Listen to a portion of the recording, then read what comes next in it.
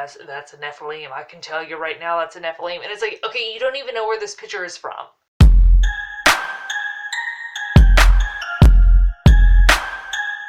Hey, it's Rachel. Today on Crack Your Bible, we are going to be talking about what happened to the giants and all of the flesh that had been corrupted by the Nephilim prior to Noah's flood and then afterwards, because I was sent a video by a viewer and I need to get you guys' opinion on this.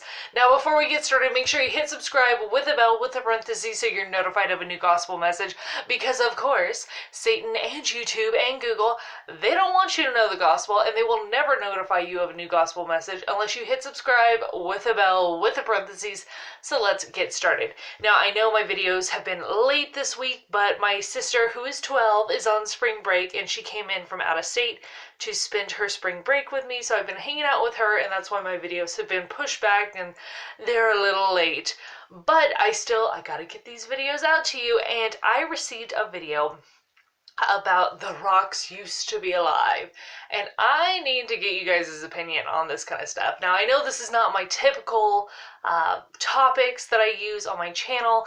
I mean, I'm really into, just teaching the Bible so that people know the Bible, because there's so many people out there that want to talk about the Nephilim and the giants, and it's like, we need to know about Jesus. That is what we need to know, because knowing everything about the giants and all this other jizzle jazz will not save you. Unless you have a relationship with Jesus Christ, none of this stuff matters. This is kind of like the extra stuff that's irrelevant in the big scheme of things, but at the same time, it's always like really interesting.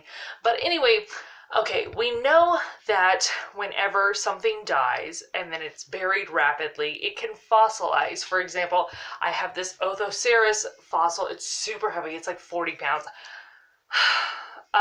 Yeah, so we can see these little Othoceras in here, these like little sea creatures, and it is in crystallized rock. Now, I think it might be limestone, not quite sure. It's not granite though, and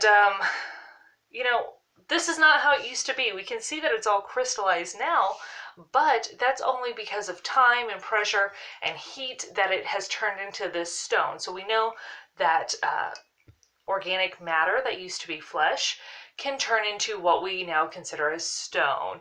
That is why we have fossils, and fossils turn into stone. They're not still like their bony matrix necessarily. Some can be opalized depending on where they're located. And it's just like, this is kind of interesting, because the whole premise of this video is that mimetoliths, which are rocks or inorganic material that look like organic material, for example, a mountain that has a face, so when you look at it, it's like, that looks like a human face, or rocks that look like animals, or even smaller rocks that look like people's faces, or maybe a foot or a hand.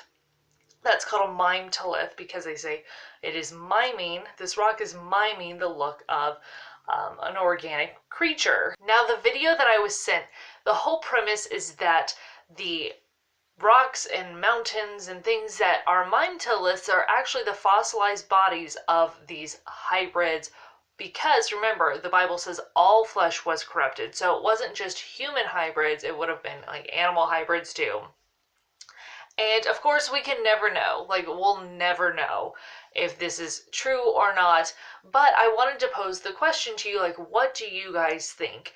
Because we know from the Bible that there were giants in the land, and when the Bible says giants, it means giants. It does not mean I'm 5'5" and you're 6'7", so that means that you're a giant. No, it doesn't mean that. It means if you are a giant, you're a giant by human standards. Now remember, when the spies went into Israel, they had been wandering in the desert, and, Caleb, he took spies into the land. They said, oh, there's giants in the land. And they brought back grapes that took 2 men using a pole to carry them. So we know that there were giants in the land. But we know that pre-flood, they had to have been way bigger, because we see these pre-flood animals, these prehistoric animals like Sarcosaurus. He is a crocodile that weighs about 8 metric tons, so that's 17,500 pounds. He's 12 meters long, that's about 40 feet. That is gigantic compared to a regular crocodile today. So if that's how big the animals are, And there's other ones that I can't even pronounce their names. It's Indrichiothermium. I don't know. It sounds like a Bitcoin knockoff. This was an herbivore animal that it dwarfed elephants. It weighed 20 tons. That's humongous. And I mean, could you imagine how big an animal is that weighs 20 tons? Now, we know from the book of Job, it talks about the behemoth that has a tail like a cedar tree. And you have people today, oh, that's a hippopotamus. I don't know if y'all have seen a hippopotamus tail, but it does not look like a cedar tree. I grew up in Northern California where you have like the giant sequoias and the giant redwoods. And let me just tell you, those things you can drive a car through. That is not the tail of a hippopotamus. So, the Bible mentions these things, and I just want to know, what do you guys think? Because one of the things that really kind of sparked my interest, and you got to be careful when you're watching these videos, because unfortunately in the alternative Christian community, there is such garbage scholarship, and there's so many people that just blindly accept everything, even though it's like, okay, that's clearly Photoshop. That is clearly a Photoshop. That is a Photoshop. And you have people, I don't know where this picture's from. I was just sent it, but I'm definitely co-signing that this is the real deal. This is blood, arteries, all sorts of different features of a human body. And that's a Nephilim. I can tell you right now, that's a Nephilim. And it's like, okay, you don't even know where this picture is from. First of all, that is a problem. So let me just show you, I picked out some pictures that I was able to find, and I kind of got tired of finding them. So this is not exhaustive, but I made sure to only get pictures where not only did they have like a TripAdvisor page or a Yelp page, but there was a lot of photos of the exact same place so that you guys can go and double check and look at these photos. You can look up where they are and see for yourself, decide for yourself what you think, because I hate the scholarship in the alternative Christian community. They don't tell you where these things are from. They have unnamed sources, and it's just like, this is not how you do science. It's just not how you do science. It's not credible. And you get a lot of people that they're loony, and they're all into kind of like a new age hybridization of Christianity, or you get the people that are like, oh, the earth is eternal and all this. Oh, go away. But no, the reason that I wanted to share that with you is because, we see in the occult and we see in occult media that they do have these mimetoliths, and they bestow special honors and powers to them. For example, in Moana, you have the heart of Rafiki, I don't even know her name. She was a mimetolith, where the island is actually like this demonic creature, but then when she has the heart inside of her, then she's like a loving Mother Earth type person. Spoiler alert, sorry to let you guys know now, but you see that mimetolith. And we see in other parts of pop culture, you have mimetoliths. For example, Darren Aronofsky's Noah, he had the Watchers as the good guys, even though they're the bad guys. Darren Aronofsky always twists the scriptures to have some nonsense, Gnostic, occult message. But he decided to show the Watchers, who are the bad guys, not only as good guys, but he made them into these rock creatures. And it's like, is there something that we don't know? Because, we're not sitting around communing with demons and spirits. We're on the side of Jesus, so we can be a little naive and a little ignorant of these things. And it just makes me wonder, is there something to this? I'm not going to definitively say there is, because we can never know. And this is not something that is, deciding your salvation one way or another. But it's just something that I thought was interesting to think about, because, I went to Bellagio this week. It's the casino here in Las Vegas, and they have a conservatory. And right next to the giant crystal obelisk that is a permanent fixture there, they have a mimetolith of a woman who is holding a pearl like this. It's like her head, she's bent back like this. I'll show you a clip. And it's clearly supposed to be a mimetolith, where it's a woman holding a giant pearl, but it's all supposed to look like a mountain with a waterfall and flowers and all this. And it's just like, is there something to this? And, you also see this even on our coins in the United States. The state quarter for the state of New Hampshire has the old man of the mountain on their state quarter. Of all the things that you can represent your state by, it's going to be the mimetolith of an old man's face. It makes me wonder. And I honestly believe that all of the ancient peoples, they're not stupid. They're not crazy. They're out slumming it in nature.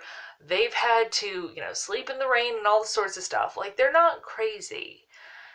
But they all have these stories of giants and men who stopped up rivers with their hands and feet. And it's like, is this some sort of, throwback story to the days of the Nephilim? I mean, somebody who's 6 foot tall is not stopping up a river with their foot. But a giant, depending on, how big these giants are, that's possible. So where are these stories coming from? And why do mimetoliths look so specific? Because you're not going to be able to use water and wind erosion to create some of these things that look very specifically like animals. Very specific anatomy. It's impossible to have this kind of stuff. But then again, you have the ones that are more worn down because the flood happened, 5,000-6,000 years ago. It's been a while.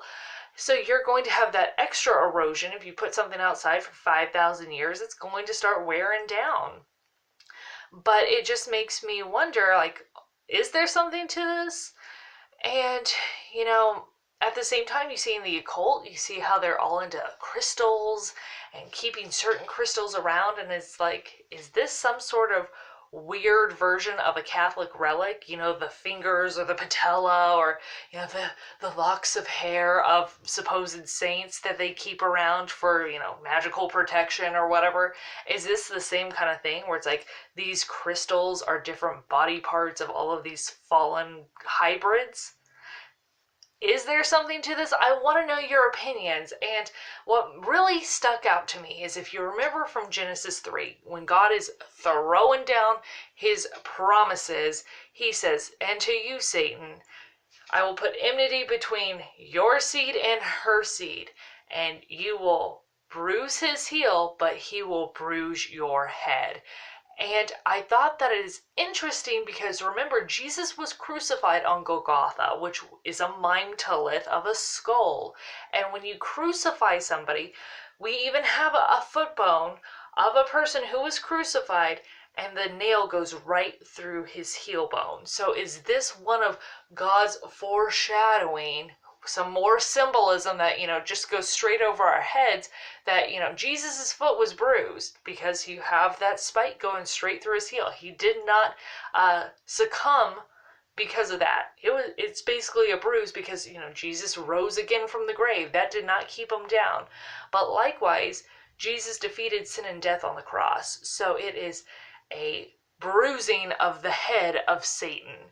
And he does this by, hey, I'm going to be crucified right on this mimetolith of a skull. Is it a Nephilim skull that's a fossil? I don't know. But I just see some symbolism there, and it's like, is this some more of God's symbolism where he's like, hey, remember you thought that you were going to stop the Messiah by coming down here, rebelling, coming into the daughters of men, and having children by them so that you could pollute the line so that a Messiah could not come through. And here we are. I'm going to be crucified right here to stop your plan. This is just a big, gotcha to Satan. Is that what it is? So that's what I wanted to share with you. After looking at the pictures, what do you think? What are your opinions about what happened to the hybrids, both people and animals? Because it's just, these look interesting. And the fact that there's so many stories about all of these giants in the land, no matter where you go in the world, I thought that was interesting. What about Jesus and Golgotha? What do you guys think? Let me know down in the comments below. I want to get you guys' opinion because this is so interesting. And of course, there's so much weird, bad scholarship out there, but I thought it was interesting. And it's in line with, some of the cool stuff in the Bible. So I just wanted to know what you guys think. Tell me down below in the comments, and I will see you guys later. Bye!